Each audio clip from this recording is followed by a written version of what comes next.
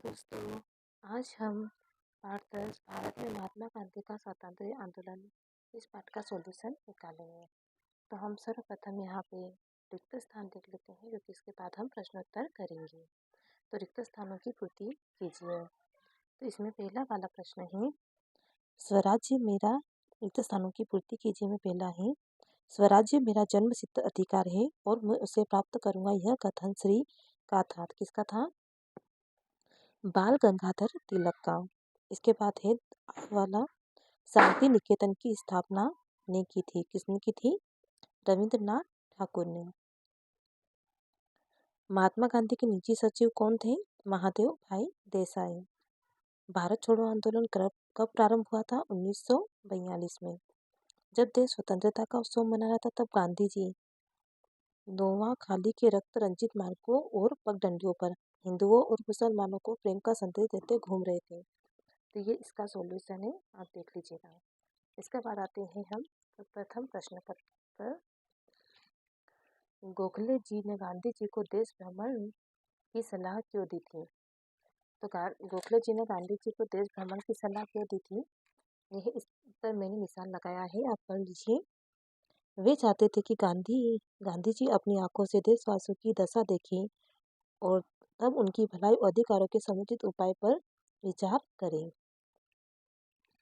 ये इसका उत्तर है। इसके बाद प्रश्न नंबर 2, सत्याग्रह आश्रम वासियों को किन नियमों का पालन करना पड़ता था?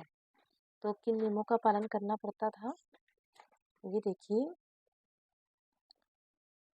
आश्रम वासियों को सादे वस्त्र और सादे भोजन से संतोष करना पड़ता था। भोजन के पदार्थों में मिर्च मसाले नहीं डाले जाते थे। दूध बहुत कम दिया जाता था, परंतु फल और मेवे अधिक दिए जाते थे। आश्रम वासियों को छुट्टी नहीं दी जाती थी। उन्हें अपने हाथ से ही सारा काम करना पड़ता था। उनसे किसी प्रकार की अधिक सहायता नहीं ली जाती थी। जो अतिथि आते थे, उन्हें भी आश्रम के नियमों का पालन करना होता था। यह उसका उत्तर है। इसके बाद हम बात करते हैं प्रश्न नंबर 3 की। सत्याग्रह आश्रम में हरिजन परिवार के आ जाने पर गांधी जी के सामने कौन सी समस्याएं आई? तो कौन सी समस्याएं आई? तो ये रहा, देख लीजिएगा।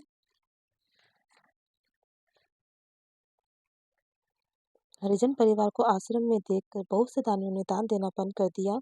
आश्रम की आर्थिक स्थिति डगमगा गई। यह इसका उत्तर है। इसके बाद आते हैं प्रश्न नंबर 4 पर। महात्मा गांधी जी का बनारस वाराणसी विश्वविद्यालय में दिया गया भाषण क्रांतिकारी क्यों कहा गया?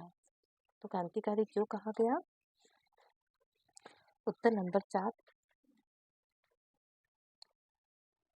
महात्मा जी के भाषण में देश का जो चित्रण था और पूंजीपति राजा महाराजाओं की विलासिता पर जो सीधा प्रहार था, अंग्रेजी शासन की जो चुपती आलोचना की थी, उसने बड़ी सनसनी फैला दी।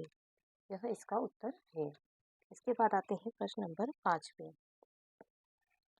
गांधी जी ने असहयोग आंदोलन क्यों चलाया? उस लक्ष्य को प्राप्त करने के लिए कौन से तरीके अपनाए गए? तो कौन से तरीके अपनाए गए? तो ये देखो, प्रश्न नंबर 5 इसका उत्तर है। पेज नंबर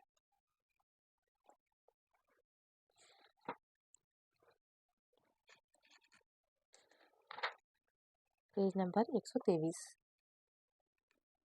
ये मैंने निशान लगा रखा है, आप इसे उतार लीजिएगा। 1 अगस्त को गांधी जी ने लोकमान्य द्वारा भारतीय जनता को दिए गए वचन को पूरा करने के लिए ब्रिटिश सरकार से असहयोग युद्ध की घोषणा कर दी। असहयोग के कार्यक्रमों में कौंसिलों, अदालतों, स्कूलों, कॉलेजों और विदेशी वस्तुओं के बहिष्कार के अतिरिक्त सरकारी पदवियों को लौटाने की भी बात थी। गांधी जी ने लोगों से कचहरियों में न जाकर पंचायतों में अपने झगड़ों को सुलझाने की सलाह दी। विद्यार्थियों को राष्ट्रीय शालाओं और विद्यापीठों में पढ़ने को कहा। विदेशी वस्तुओं के स्थान पर खाद्य धारण करने का आग्रह किया। लोगों से शराब और नशीली चीजों का प्रयोग न करने की अपील की। सरकारी कर्मचारियों को भी नौकरी छोड़ने को प्रेरित किया। यह इसका उत्तर है। अब बात करते हैं प्रश्न नंबर 6 की। बारडोली सत्याग्रह क्या था? इसका क्या परिणाम निकला? तो बारडोली सत्याग्रह, प्रश्न नंबर 7, प्रश्न नंबर 6,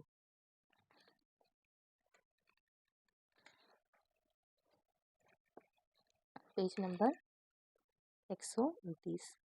बारडोली में सरकार लगान के कानून में 22% की बढ़ोतरी करना चाहती थी। किसानों को यह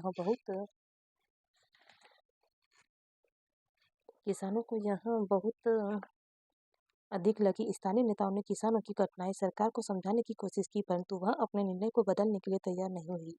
वल्लभ भाई पटेल ने गांधी जी से सत्याग्रह प्रारंभ करने की अनुमति चाही। गांधी जी ने उन्हें लगानबंदी के आंदोलन को प्रारंभ करने की अनुमति दे दी। 87,000 लोगों ने लगानें देकर सत्याग्रह में भाग लिया। जब्त जमीन लौटा दी गई।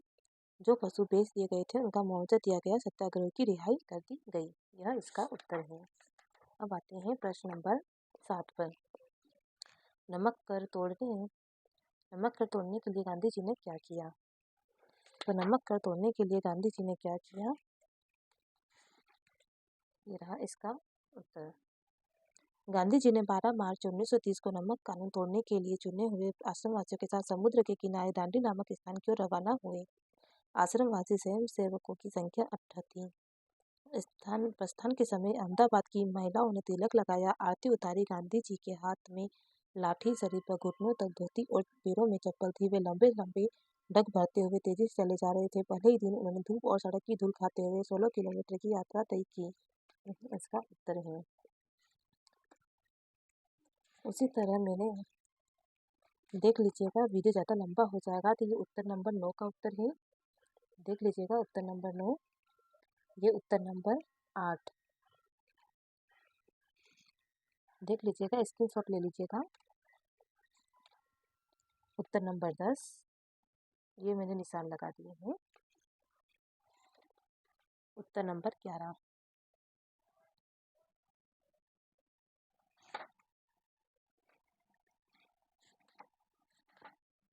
तो अगर आपको वीडियो अच्छा लगा हो तो आप इसे लाइक कीजिए और चैनल को सब्सक्राइब कीजिए, ताकि आने वाले वीडियो की जानकारी आपको मिल जाए। धन्यवाद।